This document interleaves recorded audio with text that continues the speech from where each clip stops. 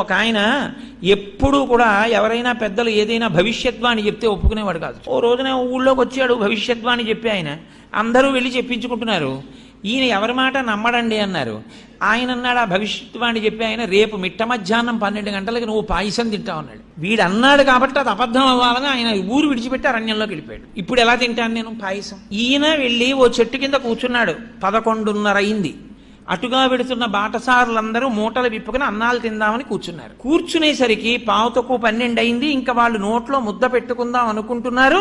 దారి దొంగలు వస్తున్నారన్నారు. వీళ్ళందరూ విప్పిన మూటలు విప్పినట్టు వదిలేసి పారిపోయారు. ఈయనొక్కడు మాత్రం, అయ్యి బాబు ఇప్పుడు పారిపోవడం ఎందుకు, మనం 12 అయిపోతోంది, మనం ఎవ్వరికంటా పనకూడదని ఓ చెట్టే, ఆ చెట్టే ఎక్కి పైన కూర్చున్నాడు.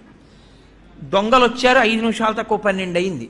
ఒరే మంచి ఆకలి మీద ఉన్నాం, భలే ఉందిరా, అన్నీ పాయసాన్నాలే, ఒరే పాయసాన్నం మిగిలిందిరా తినేద్దాం అన్నారు.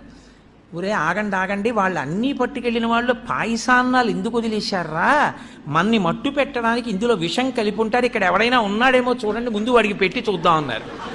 ఖచ్చితంగా 12 అయింది. వాడిని దింపి నోట్లో పెట్టారు పాయసాన్ని. ఎందుకని వాడు పాయసం తప్ప ఏదైనా పెట్టండి, నేను తిన్న పాయసం తప్ప ఏదైనా పెట్టండి అంటున్నాడు. వీడికే పెట్టాలరా పాయసం అని ఖచ్చితంగా 12 పాయసం పెట్టారు.